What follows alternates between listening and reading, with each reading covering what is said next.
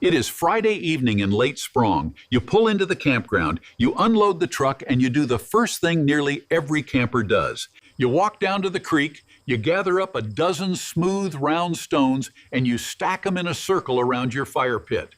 Looks right. It looks like every picture of a campfire you have ever seen. But in all my years on this land, I have never once seen the old men do that. Not my father.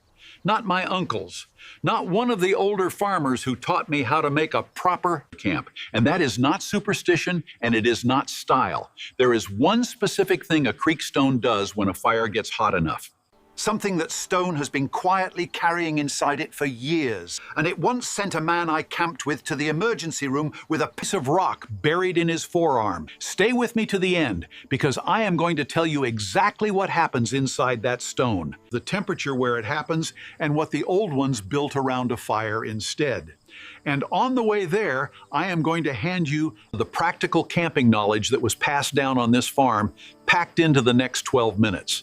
I am a lifelong resident of this land in Lancaster County, raised the same way my father and his father were raised. The old men never wrote any of this down, so listen close now. My father would tell you a camp is won or lost before the first match ever gets struck. It is won when you choose the ground. And the ground most folks choose is the prettiest spot in the whole campground, that flat little patch of grass right beside the water. That spot is a trap. Cold air is heavy. After sundown, it slides downhill like water and pools in the creek bottom. That low ground can run 10 degrees, colder than the slope above it by 3 in the morning. 10 degrees. That is the difference between sleeping and shivering. The bottom also holds the damp, it holds the fog, it holds the mosquitoes, and every deer, raccoon, and skunk in those woods walks that water line at night to drink. So do what the old ones did. Walk 30 or 40 yards up the slope and find a flat bench of ground above the creek. You will sleep warmer, drier, and quieter, and you are still 1 minute from your water. And before you lay one thing down, stand on your spot and look straight up into the branches. A dead limb hanging in an oak is called a widowmaker for an honest reason. My father said it, look up before you look down.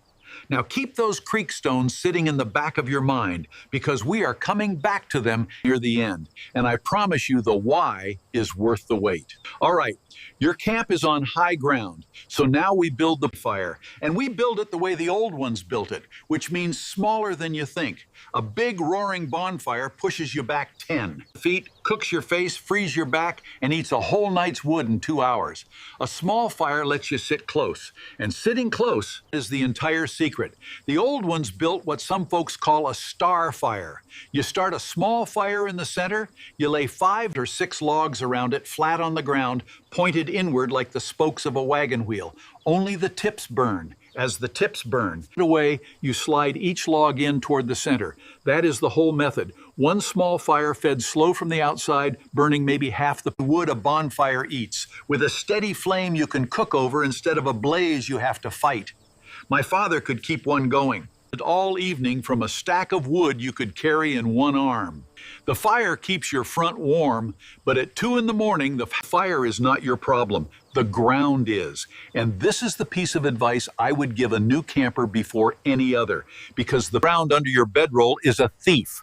Earth pulls heat out of a sleeping body faster than the night air ever could.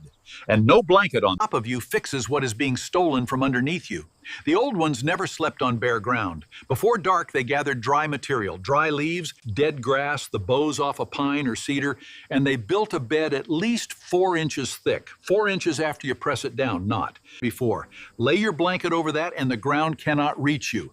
It works because still trapped air does not move heat, and 4 inches of leaves is nothing but trapped air. If you camp out of a truck these days, a foam pad does the same job. But know why it works, because the old ones always knew why. And hold on to that idea of trapped water and trapped air, because it is the exact key to what happens inside that creek stone later on.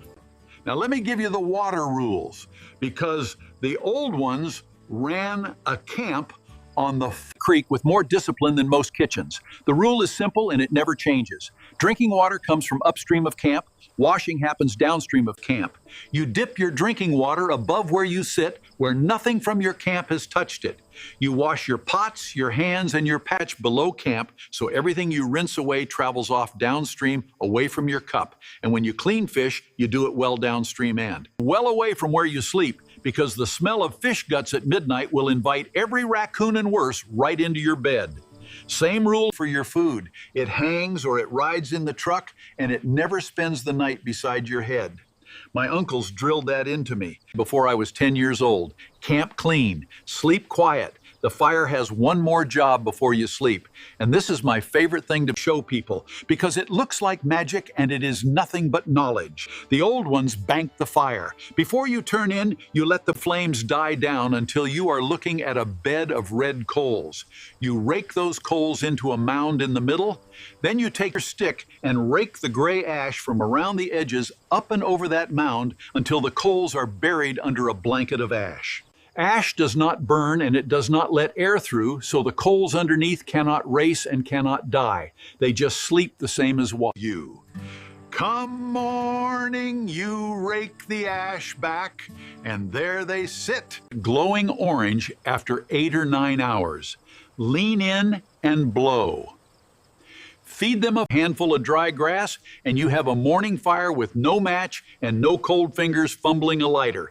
That is the guarantee on this. One more skill before I pay off my promise, and this one turns your campfire into a weather station. Watch your smoke tonight. If the smoke climbs straight up tall and thin into the evening sky, the air pressure is high and tomorrow will be fair.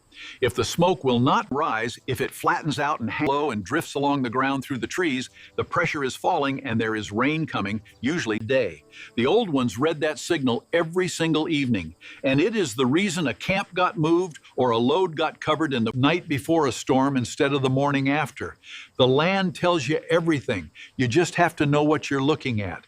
And that brings us to the part I promised you at the start, the creek stones. Why did my father, my uncles, and every older man I ever camped with leave those pretty round stones right there in the water? Because a creek stone has spent years, sometimes decades, soaking.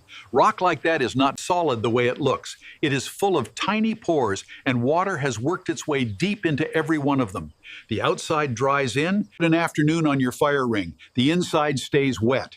Then you light your fire, and the base of a good campfire runs 6 to 800 degrees. The water trapped deep in that stone hits 212 degrees Fahrenheit, and at 212 degrees, water turns to steam, and steam demands over 1,000 times the space the water took up. Inside solid rock, there is no space to give. The pressure builds until the stone lets go all at once. And it does not crack politely. It bursts, and it throws hot, sharp pieces of rock in every direction. That is what happened one night years ago when a man camped near us ringed his fire from the riverbed, and a stone let go and put a piece of itself through his forearm. So what did the old ones do instead? They cleared the ground. You scrape a circle about 6 feet across down to bare. Mineral soil. No leaves, no grass, no roots, nothing that burns. The bare earth is the fire break. It was never the rocks. The ring of stones is a decoration most people made a habit of, and the cleared circle is the actual safety that has been proven for generations. You truly want rock around a fire, take dry rock from high ground, off a ridge that has baked in the sun, and never ever from the water. And that is the kind of thing the old men on this land handed down, fire to fire, voice to voice. So keep out of the bottoms, keep the fire small, keep 4 inches of dry bed under your back, bank your coals, watch your smoke, and leave the creek stones in the creek.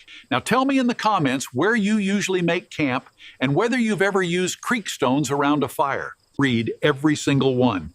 Next time, I'm going to show you the one common tree growing in nearly every state in this country and the 3 useful things the old ones pulled from that single tree: a hot tea, a wound dressing, and a fire starter that lights even when everything is wet. I am a lifelong resident of this land. Walk easy, and I'll see you down the road.